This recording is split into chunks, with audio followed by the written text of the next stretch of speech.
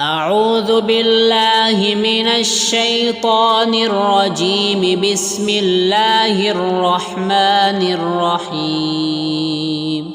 اللهم إنا نستعينك ونستغفرك ونؤمن بك ونتوكل عليك ونثني عليك الخير ونشكرك ولا نكفرك ونخلع ونترك من يفجرك.